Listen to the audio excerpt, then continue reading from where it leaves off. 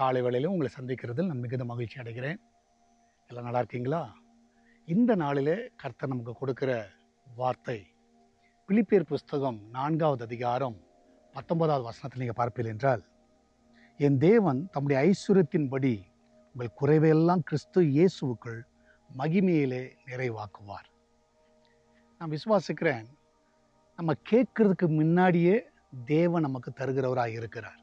இந்த வசனம் தெளிவாய் சொல்லுகிறது, தம்முடைய ஐஸ்வர்யத்தின்படி உங்கள் குறைவெல்லாம். நிறைய டைம் நம்ம யோசிக்கலாம், நிறைய குறைவோடு இருக்கிறேன் என்று சொல்லி. ஆனால் இங்கே கேட்கறதுக்கு முன்னாடியே ஆண்டவர் உங்களுக்கு கொடுக்க வல்லவராக இருக்கிறார். உங்கள் குறைவு என்ன என்பதை அவர் அறிந்திருக்கிறார். நிச்சயமாய் உங்கள் குறைவெல்லாம் கர்த்தர் மாற்றிடுவார். ஒரு ஏழை விதவை இருந்தார்கள். அந்த விதவைக்கு அன்றைக்கி நைட்டு தான் கடைசி சாப்பாடு. அடுத்த நாள் காலையில் அவங்களுக்கு சாப்பாடு கிடையாது. மிகுந்த வேதனை அந்த அம்மாவுக்கு.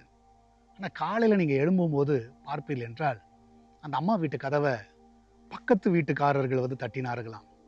அந்த அம்மா சொன்னாங்களாம், நேற்று நைட்டு ஆண்டவர் என்னோடு பேசினார், உங்களுக்கு இதை கொடுக்கும்படியாய் சொன்னார், அதனால் இந்தாங்கன்னு சொல்லி எல்லா காய்கறிகள் பழங்கள் எல்லாவற்றையும் கொடுத்து விட்டு சென்றார்களாம்.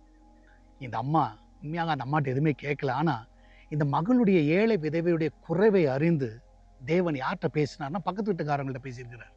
நான் விசுவாசிக்கிறேன், இன்னைக்கு உங்கள் குறைவு என்ன ஆண்டவருக்கு தெரியும். நிச்சயமாகவே நீங்கள் கேட்கறதுக்கு முன்னாடியே அந்த குறைவை எப்படி நீக்குறன்றதை ஆண்டவர் பிளான் பண்ணிட்டார். அது தைரியமா இருங்க, எதை குறித்து கவலைப்படாதீங்க. நம்ம எல்லாரும் ஜெபிக்கலாமா? நன்றி ஆண்டவரே, இன்னைக்கு அநேகர் நிறைய குறைவோடு காணப்பட்டிருக்கலாம். இந்த நாளில் ஆண்டவரே, அந்த பிள்ளையுடைய எல்லா குறைவை நீக்குங்கப்பா.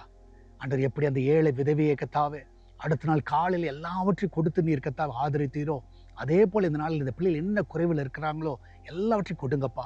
விசேஷமாய் கத்தாவே, இன்னைக்கு வேலைக்கு போகிற பிள்ளைகள், வீட்டில் இருக்கிற பிள்ளைகள், படிக்கிற பிள்ளைகள், காலேஜுக்கு ஸ்கூலுக்கு எல்லாம் போகிற பிள்ளைகள் எல்லாரும் கண்ணின் மணி போல காத்துக்கொள்ளுங்க. வெளிநாடு இருக்கிற பிள்ளைகளை கண்ணின் மணி போல காத்துக்கொள்ளுங்க. இங்கே படிக்கிற பிள்ளைகள், வேலை செய்கிற பிள்ளைகள், அந்த குடும்பங்கள் எல்லாம் பாதுகாத்துக் கொள்ளுங்கப்பா. விசேஷமாக இந்த நாளில் ஆண்டவர் இந்த கிச்சன் பகுதியிலும் ரத்தத்தை நான் தெளிக்கிறேன். ஆண்டவர் அங்கே வேலை செய்கிற எல்லா பிள்ளைகள் நல்ல பாதுகாப்பை கட்டளையிடுங்கப்பா. அந்த அப்பத்தையும் தண்ணீர் எண்ணெயும் மாவையும் குறைவில்லாமல் ஆசீர்வதிங்க. ஆண்டவர் அந்த பிள்ளைகள் யாரும் இன்னைக்கு பட்டினியாக இருக்கவே கூடாதப்பா, யாரும் குறைவோடு இருக்கவே கூடாது ஆண்டவரை. எல்லாம் வயிறு நிரம்பி இருக்கத்தக்கதாக அந்த பிள்ளைகளை கத்தாவை ஆகாரத்தினால் திருப்தியாக்க வேணுமா ஜெபிக்கிறேனப்பா. இந்த நாளிலும் ஆண்டவரே, சால்வேஷன் டீ பார்க்கிற பிள்ளைகள், ஜெபிக்கிற பிள்ளைகள், தாங்குகிற பிள்ளைகள் எல்லாரையும் ஆசீர்வதிங்க. ஆண்டவரே, எஸ்தர் திருச்சபைக்கு வருகிற பிள்ளைகள் ஆண்டவரே, எல்லா குடும்பங்களையும் ஆசீர்வதிங்கப்பா. அநேக புதிய ஆத்துமாக்களை கொண்டு வாங்க. விசேஷமாக அந்த திருச்சபை காரியத்தில் தேவனுடைய கரம் இருக்கட்டும். ஆலயம் கட்டுகிற காரியத்தில் எல்லாரும் ஒன்று சேர்ந்து எழுந்து கட்டுவோம் என்று சொல்லத்தக்கதாக எல்லாரும் ஒன்று சேர்ந்து ஆண்டவர் தடைப்பட்டிருக்கிற பணிகளை ஆண்டவரை தொடரத்தக்கதாக ஆண்டவரே எங்களுக்கு ஒத்தாசை நீர் அனுப்ப வேணுமா ஜெபிக்கிறேனப்பா.